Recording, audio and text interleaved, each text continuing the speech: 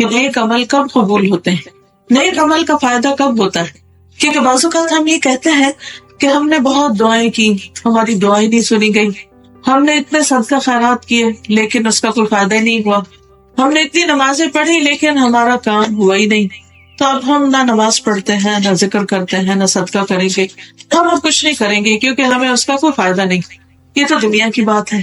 لیکن کچھ لوگ قیامت کے دن بھی ایسے ہوں گے جو اپنے خیال میں بہت کچھ لے کے جانے والوں میں سے ہوں گے، ڈھیروں عمل، بڑے بڑے عمل، بڑے بڑے کارنامے، حتیٰ کہ ان میں سے کوئی شہید ہوگا، یعنی اپنی جان دے کے گیا ہوگا، کوئی سب سے زیادہ سخی ہوگا، کوئی سب سے زیادہ علم والا ہوگا، بہت خوبصورت قرآن پڑھتا ہوگا.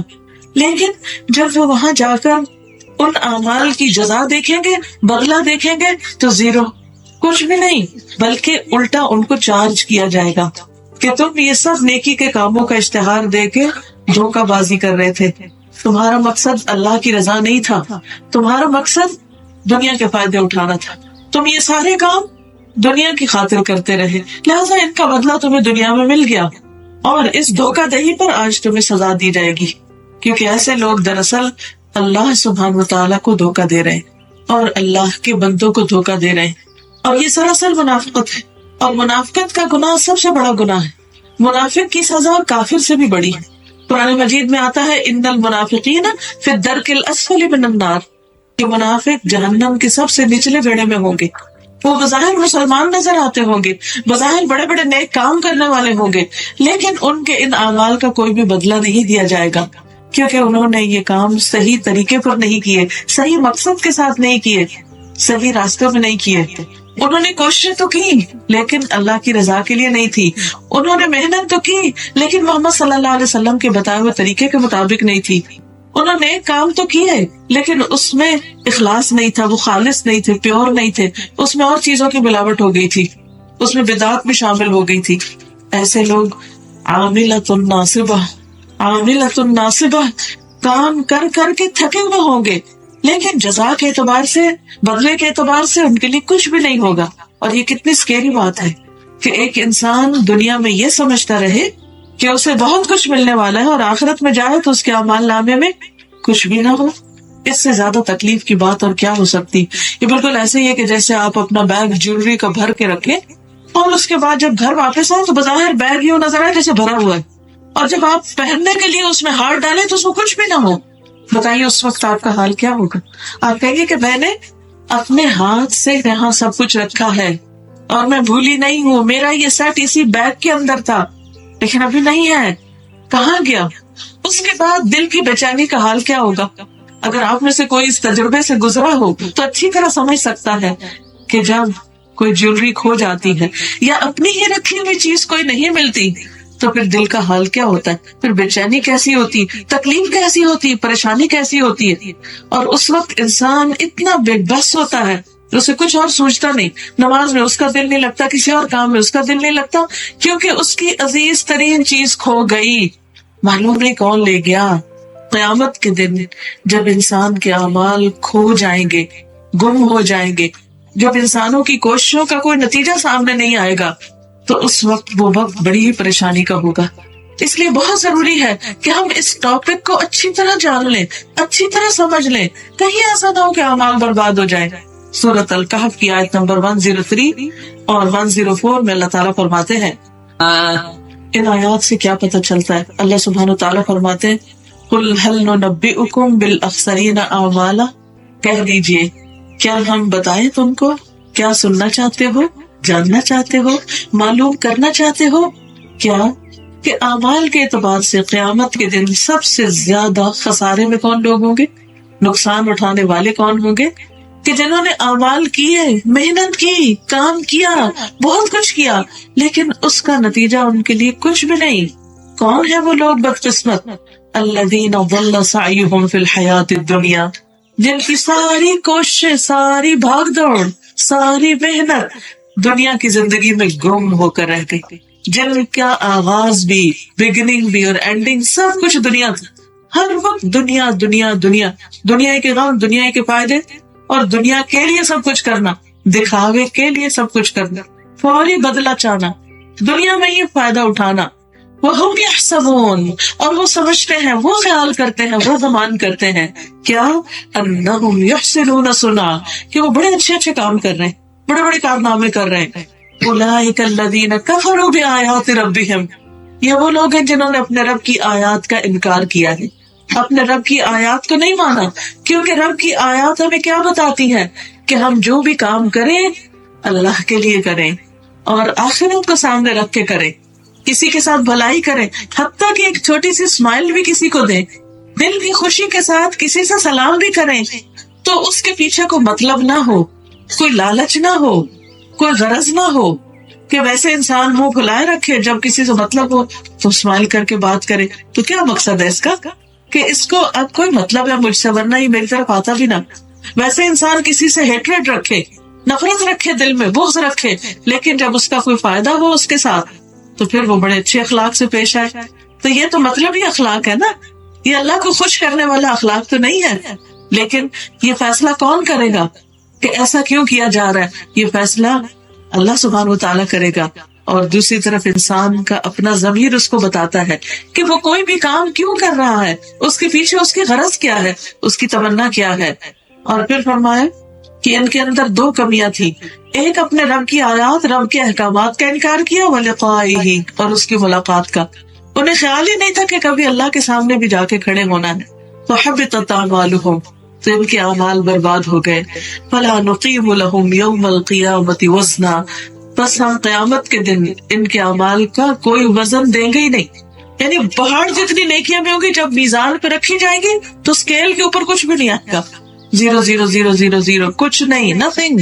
کیوں؟ اس لیے کہ انہوں نے آخرت کے لیے تو کچھ کیا ہی نہیں تھا. انہوں نے تو کسی کے ساتھ تھوڑی سی بھی بھلائی کی تو اس سے زیادہ اس کا بدلہ چاہا. حالانکہ قرآن مجید کی آیات کیا بتاتی ہیں؟ وَلَا تَمْنُن تَسْتَكْثِرْ، کسی پر احسان اس لیے نہ کرو کہ اس سے اور زیادہ حاصل کر لو، یعنی تھوڑا دے کے زیادہ نکالو اس سے. یہ سب چیزیں دنیاوی اعتبار سے تو بڑی چلاکی کی ہیں، بڑی ہوشیاری کی ہیں، بڑی سمارٹنس ہے، لیکن اللہ سبحانہ وتعالیٰ کے نزدیک ایسی باتوں کی کوئی حیثیت نہیں. اللہ کو سب پتا ہے کہ کون کس کو کیسا دھوکہ دے رہا ہے، کون کس کے ساتھ کیسا پیش آ رہا ہے. سچ بتائیے، اگر آپ کو کسی کے دل کا یہ پتا چل جائے کہ اس وقت اس کے مسکرانے کا مطلب کو فائدہ اٹھانا ہے، آپ کے دل میں اس انسان کی کتنی قدر ہوگی، آپ اس سے کتنی محبت کریں گے، آپ اس کو کیا ویلیو دیں گے. آپ اس سے نفرت کریں گے کہ یہ شخص مجھے چیٹ کر رہا ہے، مجھے دھوکہ دے رہا ہے. بظاہر اس کے منہ پہ اسمائل ہے لیکن اندر سے مطلب کچھ اور ہے. تو اللہ تعالیٰ کیا چاہتے ہیں کہ جو عبادت ہم اللہ کے لیے کریں وہ بھی اللہ ہی کو خوش کرنے کے لیے کریں. نماز، روزہ، حج، زکوٰۃ، ہر چیز. قل ان صلاتي ونسكي ومحياي ومماتي لله رب العالمین، کہہ دیجئے کہ میری نماز اور میری قربانی، میرا جینا اور میرا مرنا، للہ رب العالمین، سب کچھ اللہ رب العالمین کے لیے، نماز بھی اور قربانی بھی. اور اس کے علاوہ اگر ہم بندوں کے حقوق ادا کریں، بندوں کے ساتھ کوئی معاملہ کریں، تو اس وقت بھی ہماری نیت اور ہمارا ارادہ کیا ہو؟ اللہ ہی کو خوش کرنا. حتیٰ کہ چھوٹی سی نیکی بھی کوئی کسی کے ساتھ کرے تو اس لیے نہیں کرے کہ اس سے فائدہ پہنچے گا اس لیے اس کے ساتھ اچھا کرو، اور اس نے کیا دینا ہے ہمیں، اس کے ساتھ جو مرضی کرو. اسی لیے تو سارے معاملے خراب ہیں، اسی لیے تو سارے تعلقات خراب ہیں. جو اللہ کے لیے احسان کرتا ہے، جو اللہ سبحانہ وتعالیٰ کے لیے نیکی کرتا ہے، وہ یہ نہیں دیکھتا کہ سامنے والا میرے ساتھ کیا کرتا ہے. اسی لیے ہم دیکھتے ہیں کہ نبی صلی اللہ علیہ وسلم کی زندگی میں آپ ان کے ساتھ بھی اچھا کرتے تھے جو آپ کے ساتھ اچھے تھے، اور ان کے ساتھ بھی اچھا کرتے تھے جو آپ کے ساتھ اچھا نہیں کرتے تھے. اسی لیے تو دین پھیلا تھا. آج ہمارا حال کیا ہے کہ اگر بندوں کے ساتھ بھی کچھ لینا ہو، دینا ہو، اگر اللہ کی خوشی کے لیے نہیں تو اس کی کوئی جزا اللہ کے پاس نہیں، کچھ بھی نہیں. کیونکہ وہ تو دنیا کے مطلب کے لیے کیا، وہ ملا یا نہیں ملا. تو جو شخص اللہ کے لیے کرتا ہے وہ کبھی ڈس ہارٹ نہیں ہوتا، اس کا ہارٹ فنکشن کرتا رہتا ہے، وہ پھر بھی مطمئن رہتا ہے، کیونکہ اس نے کس کے لیے کیا؟ اللہ کے لیے کیا. اور جب اللہ کے لیے کیا تو کیا اللہ اپنے بندے کے لیے کافی نہیں؟ الیس اللہ بکاف عبدہ، کیا اللہ اپنے بندے کو کافی نہیں؟ کیا وہ اس کو اس کا بدلہ نہیں دے سکتا کہ بندے کے نہ دینے پر اس کا دل ٹوٹ گیا؟ اس نے بندے کیوں کو اپنا رازق سمجھا تھا. غلطی تو اس کی اپنی ہے کہ اس کی ساری توقعات، اس کی ساری ایکسپیکٹیشنز بندوں سے تھی، اور بندے تو خود محتاج اور فقیر. بندے کیا دے سکتے ہیں؟ اس لیے عام طور پر خاندانوں کے اندر، بہن بھائیوں کے اندر، شوہر بیوی کے اندر، رشتے داروں کے اندر معاملے خراب ہی اس لیے ہوتے ہیں، تعلقات بگڑتے اس لیے ہیں کہ ایک دوسرے سے ٹو مچ ایکسپیکٹیشن ہوتی، اور ذرا سا ان کے ساتھ اچھا کرے تو جواب میں فوراً چاہتے ہیں اپریسیشن ملے. جب انسان کہتا ہے مجھے اللہ سے چاہیے، تو وہ اللہ بندوں کے دل میں بھی ڈال دیتا ہے، کیونکہ اللہ تعالیٰ اسباب سے دیتا نا، تو وہ بندوں کے اندر بھی ڈال دیتا، بندے بھی پھر بھلا کرنے لگتے. اور اگر اللہ تعالیٰ کی حکمت اس میں ہو کہ اس شخص کو میں خود ہی دوں گا، بندوں سے نہیں دلوانا، تو اس میں بھی بڑی خیر ہے. تو اللہ تعالیٰ فرماتے ہیں ذالک جزاؤہم جہنم، دکھاوے کے لیے اور دنیا کے لیے کام کرنے والوں کا بدلہ جہنم. کیوں؟ دو وجوہات کی بنا پر. نمبر 1، بما کفروا، کہ انہوں نے انکار کیا، واتخذوا آیاتی ورسلی ہزوا، اور میری آیات اور رسولوں کا مذاق اڑایا، ان کا ادب نہیں کیا، دین کا مذاق اڑایا. اس کا نقصان کیا ہوا؟ اس کا نقصان یہ ہے کہ ان کے لیے آخرت ہمیشہ کے لیے برباد ہو گئی. تو عمل کی قبولیت کے لیے ایک شرط ایمان ہے، دوسری شرط ادب ہے. اللہ کا ادب، رسول اللہ صلی اللہ علیہ وسلم کا ادب، قرآن کا ادب، حدیث کا ادب، صحابہ کرام کا ادب، علماء کا ادب، والدین کا ادب، یہ سب ہمارے دین کا حصہ ہے. بڑوں کو رسپیکٹ دینا دین کا حصہ ہے. اور یہ بھی کون دے گا؟ جس کے دل میں اللہ کا ڈر ہوگا، جو اللہ کے لیے کرنے والا ہوگا. اسی لیے فرمایا ان الذین آمنوا، بے شک وہ لوگ جو ایمان لائے، وعملوا الصالحات، اور انہوں نے اچھے اچھے کام کیے، کانت لہم جنات الفردوس نزلا، ان کے لیے فردوس کے باغ ہیں مہمانی کے طور پر. کیوں؟ اس لیے کہ انہوں نے دنیا میں صبر کیا اور اپنا سب کچھ آخرت کے لیے جمع کراتے رہے. خالدین فیہا، وہ اس میں ہمیشہ رہیں گے. لا یبغون عنہا حولا، وہ وہاں سے ٹلنا بھی نہ چاہیں گے، ہلنا بھی نہیں چاہیں گے، کہیں اور جانا نہیں چاہیں گے، وہاں کوئی بوریت نہیں ہوگی. بعض لوگ کہتے ہیں نا اچھا جنت میں چلے گئے تو وہاں تو پھر رہنا ہی رہنا بور ہو جائے گا. دنیا میں بیماریوں، بڑھاپے، تکلیفوں کے باوجود ہم کیا چاہتے ہیں؟ چند دن اور ہو جائیں، اور مل جائے، اور زندہ رہ لے. اس لیے آپ دیکھیں کسی کے بوڑھے سے بوڑھے والدین بھی بہت ہوتے ہیں، وہ بھی روتے ہیں، ہائے وہ دنیا سے چلے گئے. کیوں بھائی؟ جانا ہی تھا، اس میں پریشانی کی کیا بات ہے. لیکن ایک رشتہ ہوتا ہے نا، ایک تعلق ہوتا ہے، تو جدائی از آلویز پینفل. تو اگر اتنی تکلیف بھری دنیا سے نہیں جانا چاہتے تو جنت سے کون جانا چاہے گا؟ یہ صرف ایک دھوکہ ہے شیطان کا جو انسان کے اندر وہ ڈالتا ہے. بہرحال ہم میں سے ہر شخص یہ چاہتا ہے کہ اس کی کوششوں کی قدر کی جائے، اس کو اپریشیٹ کیا جائے، اس کو کام کرنے پر معاوضہ ملے، اسے کچھ حاصل ہو. اسی لیے آپ ورک کرتے ہیں، اسی لیے آپ جابس کرتے ہیں، اسی لیے آپ گھر سے نکلتے ہیں. تو اسی طرح ہم میں سے ہر ایک کیا چاہتا ہے کہ اسے نیک اعمال کرنے پر بدلہ ملے. ہم سب چاہتے ہیں. سب نے جواب نہیں دیا. کیا جی کہنا بھی مشکل ہے؟ نیکی کے کام میں انتظار نہیں کرتے، ایک دوسرے سے آگے نکلنے کی کوشش کرتے. پہلے مجھے جانا ہے جنت میں، میں چاہتی ہوں کہ سب سے پہلا گروپ جو ہو میں اس میں شامل ہوں. انشاءاللہ تعالی ہم سب اپنے لیے یہی تمنا رکھیں. اللہ کے لیے کچھ مشکل نہیں. ٹھیک ہے ہمارے عمل اچھے نہیں، لیکن ہم اللہ سے امید تو رکھ سکتے ہیں نا، پھر اللہ تعالیٰ ہمیں ویسے کاموں کی بھی توفیق دے دے گا. لیکن جب ہم نیکی کے کاموں پیچھے پیچھے پیچھے رہتے ہیں تو اللہ تعالیٰ بھی سب سے پیچھے ڈال دے. اچھا بیٹھو ادھر، پہ تمہاری باری بھی آ جائے گی. کتنے خوش قسمت ہوں گے وہ لوگ جو سب سے پہلے جنت میں داخل کیے جائیں اور سب سے اعلیٰ درجے پہ چلے جائیں گے، جنت الفردوس، جس کی چھت جو ہے رب کا عرش، قریب ترین، جس کے لیے آسیہ علیہ السلام نے جو فرعون کی بیوی تھی انہوں نے دعا کی تھی. عورت کی دعا، عورت بھی بڑی عقل مند ہو سکتی. کبھی اپنے آپ کو انڈر ایسٹیمیٹ نہیں کیا کرے کہ ہائے ہائے اب تو مجھے کچھ یاد نہیں، ہائے مجھے تو سمجھ نہیں آتا. نہیں، یہ باتیں نیگیٹو کر کر کے ہم جو کر سکتے وہ بھی نہیں کر پاتے. وہ کتنی عقل مند تھی، کتنا بڑا سودا کیا، دنیا کے محلات نہیں مانگے. ہم میں سے اکثر عورتوں کا شوق دنیا کے گھر ہوتا ہے، ایسا گھر مل جائے، ایسا ڈیکوریٹ کروں، ایسا انٹیریئر ہو، فلاں چیز ہو، فلاں چیز. شادی سے پہلے بھی لڑکیاں خواب دیکھتی ہیں، بعد میں بھی جب تک ان کی پسند کا گھر نہیں مل جاتا ان کو چین نہیں آتا. ساری زندگی اسی حسرت میں رہتے. اپنا گھر ہو. اللہ کے پاس تو بڑے بڑے گھر ہیں لیکن ان کی قیمت بڑی ہے نا.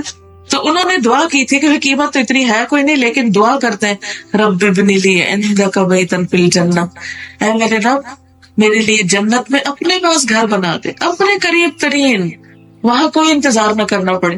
دنیا میں آپ دیکھیں ذرا بھی کیوں لمبی ہو تو آپ گھبرا اٹھتے ہیں کہ پتہ نہیں کب میری باری آئے گی. حالانکہ آ ہی جاتی، ہر کیوں ختم ہو جاتی، لیکن اس وقت بھی ہمارا کیا دل ہوتا ہے جلدی سے آگے نکل جائے، پہلا نمبر ہمارا ہو.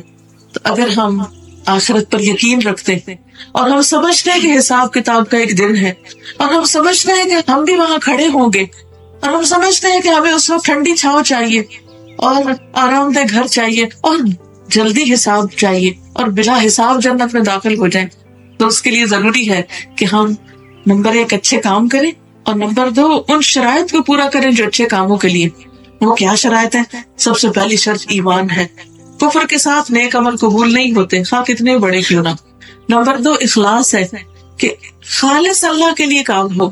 نمبر 3 اتباع رسول صلی اللہ علیہ وسلم، کیونکہ قرآن مجید میں آتا ہے کہ تمہارے لیے رسول اللہ صلی اللہ علیہ وسلم خوبصورت نمونہ، اسوہ حسنہ ہے، اور ہمیں بھیجا گیا احسن عمل کے لیے، نیک کاموں کے لیے، اچھے کاموں کے لیے۔ تو اچھے کام کرنے کے لیے ہمیں ایک اچھا معیار چاہیے، اسٹینڈرڈ چاہیے۔ کون سی کوالٹی؟ A1۔ دنیا میں اعمال کے اعتبار سے A1 یا A1+ کون ہے؟ محمد رسول اللہ صلی اللہ علیہ وسلم۔ ایک یہ ہے کہ ہم اپنے ہی خود ساختہ کچھ معیار بنا لیں، سیلف میڈ کرائٹیریا، یہ بھی اچھا ہے، وہ اچھا ہے، یہ بڑا اچھا لگ رہا ہے، یہ میرے دل کو اچھا لگ رہا ہے، یہ میری عقل کو اچھا لگ رہا ہے، یہ دنیا کو اچھا لگ رہا ہے۔ نہیں بھائی، میرا تمہارا کچھ نہیں، یہاں تو دیکھا جائے گا کیا تمہارا عمل محمد رسول اللہ صلی اللہ علیہ وسلم کے عمل کے قریب تھا۔ اپنی نمازوں کو دیکھ لیجئے، روزے کو دیکھ لیجئے، حج کو دیکھ لیجئے، زکوٰۃ کو دیکھ لیجئے، معاملات کو دیکھ لیجئے، باقی چیزوں کو دیکھ لیجئے۔ اگر وضو ہی کرنا ہے تو ایک یہ ہے کہ اپنی مرضی سے وضو کرتے رہیں، اور ایک وضو جو ہے 10 دفعہ دھوئیں، اور ایک یہ ہے کہ محمد رسول اللہ صلی اللہ علیہ وسلم کے طریقے پر دھوئیں، جس میں 3 دفعہ سے زیادہ دھونے کو زیادتی کہا گیا، ناپسندیدہ قرار دیا گیا۔ یعنی کہ جیسے چہرہ 3 دفعہ ہم دھوتے ہیں، لیکن اگر کوئی کہے نہیں میں 4 دفعہ دھوں گا کیونکہ میری تسلی 4 دفعہ سے ہوتی، تو اس نے محمد رسول اللہ صلی اللہ علیہ وسلم کے طریقے سے اختلاف کیا، اس سے آگے بڑھ کے کام کیا۔ ہاں یہ الگ بات ہے کہ صابن لگا رہ گیا تو پھر انسان کو یہ نہیں کہا کہ نہیں صابن لگا رہنا چھوڑ دو، یہ ریجیڈیٹی بھی نہیں۔ تو کسی ایک آدھ دفعہ اگر 3 دفعہ سے بات نہیں بنی تو صرف صابن اتارنے کی نیت سے 4تھی دفعہ کر لیں۔ یہ نہ سوچے کہ میرا طریقہ زیادہ بہتر ہے، وہاں تو 3 ہے، میں تو 4 کر رہی ہوں، میں تو آگے ہوں۔ آپ آگے نہیں نکل سکتے، محمد رسول اللہ صلی اللہ علیہ وسلم سے آگے نکلنے کی اجازت نہیں۔ کیوں؟ اس لیے کہ سورۃ الحجرات میں اللہ سبحانہ وتعالیٰ نے واضح طور پر یہ بات ہمیں بتا دی ہے کہ تم رسول اللہ صلی اللہ علیہ وسلم کی اسوہ حسنہ کی پیروی کرو، ان سے آگے نہیں نکلو۔ مثلا اللہ تعالیٰ فرماتے ہیں یا ایھا الذین آمنوا، اے لوگو جو ایمان لائے ہو، لا تقدموا بین یدی اللہ ورسولہ، اللہ اور اس کے رسول سے آگے نہ بڑھو۔ جو انہوں نے لمٹ مقرر کر دی ہے کسی بھی کام کے لیے، اس پر رک جاؤ، اس سے آگے مت جاؤ۔ واتقوا اللہ، اور اللہ سے ڈرو۔ ان اللہ سمیع علیم، بے شک اللہ سننے والا جاننے والا ہے۔ یا ایھا الذین آمنوا، اے لوگو جو ایمان لائے ہو، لا ترفعوا اصواتکم فوق صوت النبی، اپنی آوازوں کو نبی کی آواز سے بلند نہ کرو، ان کے سامنے اونچا مت بولو۔ ولا تجہروا لہ بالقول، اور ان کو بلند آواز سے مت پکارو۔ کجہر بعضکم لبعض، جس طرح تم آپس میں ایک دوسرے کو آوازیں دیتے ہو، یعنی چلا کے، شاؤٹ کر کے، زور سے بول کے۔ کیوں؟ ان تحبط اعمالکم، کہیں تمہارے اعمال برباد نہ ہو جائیں۔ وانتم لا تشعرون، اور تمہیں شعور بھی نہ ہو، تمہیں پتہ بھی نہ ہو۔ ان الذین یغضون اصواتهم عند رسول اللہ، بے شک وہ لوگ جو رسول اللہ صلی اللہ علیہ وسلم کے پاس اپنی آواز کو پست رکھتے ہیں، اولئک الذین امتحن اللہ قلوبهم للتقوی، اللہ نے ان کے دلوں کو تقوی کے لیے جانچ لیا ہے کہ واقعی یہ متقی لوگ ہیں، یعنی ان کو پرکھ کے دیکھ لیا ہے۔ لہم مغفرۃ واجر عظیم، ان کے لیے بخشش اور اجر عظیم ہے۔ تو اس سے کیا بات پتہ چلتی ہے کہ ہمیں نبی صلی اللہ علیہ وسلم کا ادب کرنا ہے، احترام کرنا ہے، اور وہ احترام کیا ہے کہ ہم ان سے آگے نہ بڑھیں، ان کے حکم، ان کے کام، ان کے طریقے، ان کی سنت کو چھوڑ کر کچھ اور نہ کریں، اپنی سنتیں مت بنا لیں، ان کو چھوڑ کر کسی اور کی پیروی نہ شروع کر دیں۔ کیونکہ بعض لوگ یہ کہتے ہیں ہاں ہم قرآن کو تو مانتے ہیں لیکن ہم حدیث کو نہیں مانتے۔ حالانکہ سوچا جائے کہ حدیث کو ماننے کا حکم کس نے دیا ہے؟ وہ بھی اللہ تعالیٰ نے دیا۔ رسول اللہ صلی اللہ علیہ وسلم کی اطاعت کا حکم بھی اللہ تعالیٰ نے دیا ہے۔ یا ایھا الذین آمنوا اطیعوا اللہ واطیعوا الرسول، اے لوگو جو ایمان لائے ہو، اللہ کی اطاعت کرو اور رسول کی اطاعت کرو صلی اللہ علیہ وسلم، ان کی بات مانو، ان کی فرما برداری کرو، ان کے پیچھے پیچھے چلو. اگر تم ایسا کرو گے تو تمہیں اللہ کی محبت ملے گی. قل ان کنتم تحبون اللہ فاتبعونی، آپ ان سے کہہ دیجئے اگر تم اللہ سے محبت رکھتے ہو تو میری پیروی کرو، میرے فٹ سٹیپس پہ چلو. یحببکم اللہ، اللہ تم سے محبت کرے گا. یعنی جس کو یہ چاہیے کہ اللہ تعالیٰ اس سے محبت کرے تو وہ اپنے اعمال کس کی طرح کر لے، کس کے پیچھے چلے، کس کو لیڈر مانے، کس کو فالو کرے؟ محمد الرسول اللہ کو. وَيَغْفِرْ لَكُمْ ذُنُوبَكُمْ، فائدہ کیا ہوگا؟ اللہ کی محبت ملے گی اور وہ تمہارے گناہوں کو معاف کر دے گا. تو ہمارے دل میں کیا جذبہ ہونا چاہیے کہ ہم اپنی زندگی کو نبی صلی اللہ علیہ وسلم کے طریقے کے مطابق گزاریں گے. جب یہ ہماری سوچ بن جائے گی تو پھر ہم سیرت کا مطالعہ بھی کریں گے، حدیث میں پڑھیں گے اور چھوٹی چھوٹی سنتوں کی پیروی شروع کر دیں گے، اور اسی میں دنیا اور آخرت کی کامیابیاں ہیں. کیونکہ صحابہ نے رسول اللہ صلی اللہ علیہ وسلم کو اپنا لیڈر مانا اور ان کے پیچھے چلے تو کس طرح دنیا میں بھی کامیابی حاصل کی. آج مسلمان کیوں ذلیل ہو رہے ہیں، کیوں رسوا ہو رہے ہیں؟ اس لیے کہ ہم نے اخلاق نبوی چھوڑ دیا، ہم نے آپ جیسی نمازیں چھوڑ دی، آپ کی طرح کے روزے چھوڑ دیے، آپ کی طرح کے باقی معاملات چھوڑ دیے اور ان چیزوں میں اپنی مرضیاں شروع کر دی. تو اس لیے بہت ضروری ہے کہ ہم اچھے عمل کے لیے نبی صلی اللہ علیہ وسلم کا طریقہ اور پیٹرن فالو کریں. چوتھی چیز احسان. کوئی بھی اچھا کام اللہ کے لیے اس طرح کریں گویا ہم اللہ تعالیٰ کو سامنے دیکھ رہے ہیں. اور اگر یہ ناممکن ہو، یہ خیال نہ آئے دل میں، ایسا سمجھ میں نہ آئے، تو یہ ہمیشہ دھیان میں رہے کہ اللہ تعالیٰ مجھے دیکھ رہا ہے، ہی از واچنگ می. کسی بھی شخص کا کام بہترین ہو سکتا ہے اگر اس کو یہ احساس رہے کہ اللہ مجھے دیکھ رہا ہے. مثلاً اس وقت آپ کا فوکس، آپ کی توجہ اور زیادہ اچھی ہو جائے گی اللہ کی بات پر اگر آپ کو یہ خیال آ جائے کہ اللہ مجھے دیکھ رہا ہے، میں اس کے لیے یہاں آئی ہوں، کسی کو دکھانے کے لیے نہیں، کسی کی تعریف کے لیے نہیں، کسی کی چاہت کے لیے نہیں، بلکہ اللہ کی رضا کے لیے. اور وہ فرشتوں کو کہے گا اس بندی کا ایک ایک قدم لکھ لو، ایک ایک ایفرٹ لکھ لو، اس نے گاڑی میں جو پیٹرول لگایا اس کو بھی لکھ لو کہ اس پہ کتنے پیسے لگے تھے اس کے. یہ اگر اپنے ساتھ کسی اور کو بھی لے کر آئی تو وہ بھی لکھ لو. ہر قدم پہ اجر لکھا جائے گا. لیکن اگر آپ صرف اس لیے آ رہے ہیں کہ اچھا وہ فلاں نے بلایا اب نہ گئی تو مائنڈ کرے گی، نہیں بھائی، بندوں کے لیے نہیں، اللہ کے لیے. اور اگر دل میں پہلے خیال تھا تو اب نکال دیں، اب صاف کر لیں اپنا دل کہ نہیں یار اب سوری، میں تو آپ ہی کے لیے آئی ہوں اور اب میں کسی انسان سے نہیں ڈروں گی، صرف آپ سے ڈروں گی کیونکہ آپ مجھے دیکھ رہے ہیں کہ میں کتنی مشکل سے گھر سے نکلی، کیا کچھ چھوڑ کے نکلی، اپنا آرام، نیند، گھر کے کام کاج، اپوائنٹمنٹس، حتیٰ کہ جاب سے بھی چھٹی لی، اور کتنی ساری قربانیاں کر کے میں آئی ہوں. کیا صرف کسی بندے کی تعریف کے لیے؟ نہیں، یہ تو بہت چھوٹی سی چیز ہے، ہو سکتا ہے وہ تعریف ہی نہ کرے، پھر کیا فائدہ ہوا؟ کچھ بھی نہیں ملا. تو عمل میں سچائی اس وقت ہوتی ہے جب انسان یہ سوچ کے کام کرتا ہے اور خوش رہتا ہے میرا رب مجھے دیکھتا ہے، اندھیرے میں بھی دیکھتا ہے، دن کو بھی دیکھتا ہے، رات کو بھی دیکھتا ہے، چلنا پھرنا اٹھنا بیٹھنا سب دیکھ رہا ہے، میں کیا کر رہی ہوں، کیوں کر رہی ہوں، کیسے کر رہی ہوں. اب دیکھیے کہ ہم پیپل کانشیس ہوتے ہیں نا کہ ہمارے حجاب بالکل ٹھیک ہو، اس میں کوئی بل نہ ہو، کوئی چیز نہ لگی ہو، کیونکہ سب دیکھ رہے ہیں مجھے کہ اگر کچھ لگا ہوا تو اٹ ول لک بیڈ، اور باقی یہاں سے بھی ٹھیک ہو. کتنی دفعہ آئینہ دیکھتے ہیں، اچھا کوئی ایسی چیز تو نہیں نظر آ رہی، اچھا یہ بھویں ٹھیک ہیں، اچھا گلاسز بالکل صحیح والی ہیں، کوئی اس میں تو نہیں کچھ لگا ہوا، چہرے پہ کوئی بال تو نہیں ہے، ہاتھ بھی صحیح ہے اور صحیح انگوٹھی سامنے کو نگ ہے اور یہ اس سے میچ ہو رہی ہے، وغیرہ وغیرہ. صرف ایک دفعہ لوگوں کے سامنے آنا ہو تو ہم اتنے پیپل کانشیس ہوتے ہیں، ہر چیز دیکھ رہے ہوتے ہیں.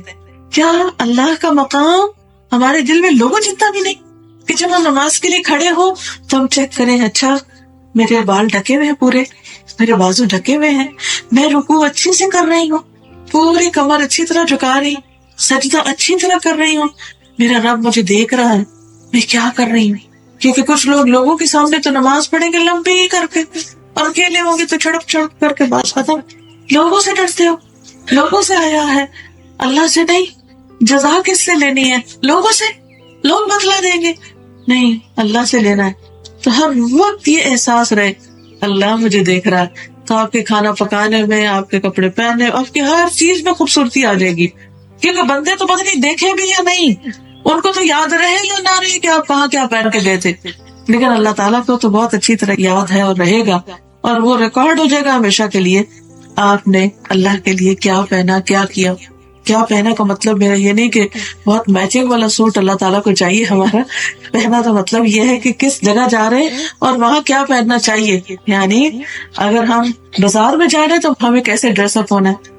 اور یہ بندوں کے لیے نہیں، اللہ کے لیے. اللہ تعالیٰ کو پسند نہیں کہ ایک مسلم عورت اپنے حجاب کے بغیر جائے وہاں. تو جس کو یہ فکر ہوگی کہ میرا رب مجھے دیکھتا ہے، وہ بندوں کے حساب سے حجاب نہیں کرے گا. وہ کس کے مطابق حجاب کرے گا؟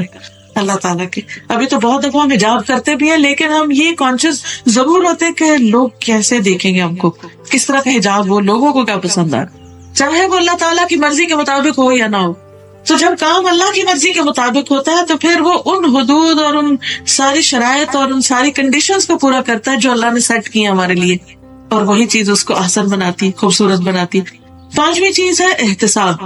اس کا مطلب ہوتا ہے اجر کی نیت سے کام کرنا کہ اس کا ریوارڈ مجھے اللہ دے گا. کیونکہ شیطان ہمارے دل میں ہمیشہ مایوسی ڈالتا ہے.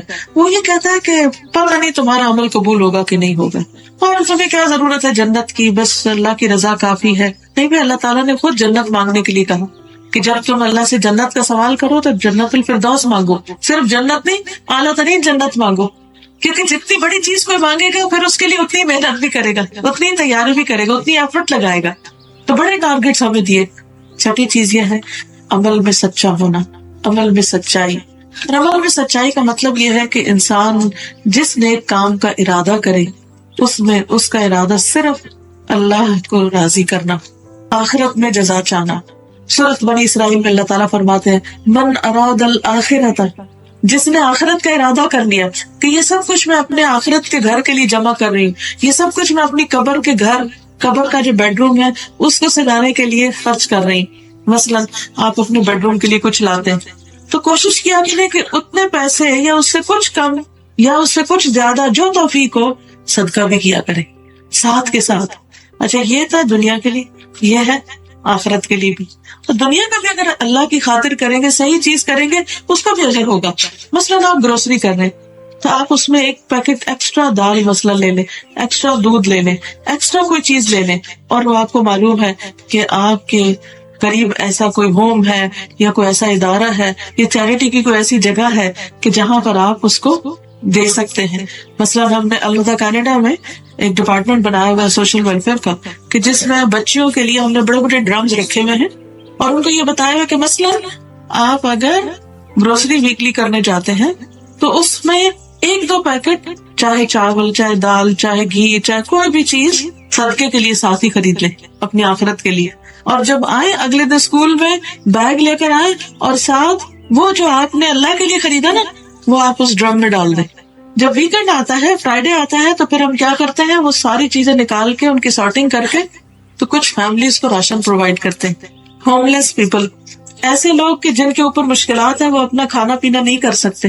اب اس میں کیا ہے، بعض اوقات آپ نے دیکھا ہوگا کہ ہم اپنے لیے 1.5 ٹرالی بھر لیتے ہیں، گھر لا کے اپنی پینٹری بھر دیتے ہیں، اور پھر کچھ عرصے کے بعد دیکھتے ہیں اوور ڈیٹ. ایک چیز چاہے تھرو کی بن میں، دوسری بن میں، تیسری بن میں، چلو جی اسپرنگ کلیننگ ہو گئی، سب کچھ صاف ہو گیا، پھر چلے جاتے ہیں پھر اور بھرنے، اور پھر وہی پروسیس دہراتے ہیں. کیا جو بن میں جا رہا ہے اس کا کوئی اجر و ثواب ہے؟ نہیں. تو اب یہ میں نے چھوٹی سی اگزامپل اس لیے آپ کو دی کہ چھوٹی سی کوئی ایفرٹ آپ پلان کر لیں اپنا پرسنل لائف کے لیے بھی، اپنے اوپر باندھ لیں کہ ہر دفعہ جب میں گروسری کرنے جاؤں گی تو کوئی ایک چیز کسی اور کے لیے بھی خریدوں. پھر اپنے آس پاس ویسینٹی میں، ادھر ادھر کمیونٹی میں کہیں نہ کہیں ایسے لوگ ہوتے ہیں کہ جو اپنی ضروریات خود پوری طرح پوری نہیں کر سکتے، تو ان کے لیے آپ خاموشی کے ساتھ مہینے بھر میں ایک پیک تیار کر سکتے ہیں اور جا کے ڈیلیور کر سکتے ہیں، کسی اور کو دے سکتے ہیں.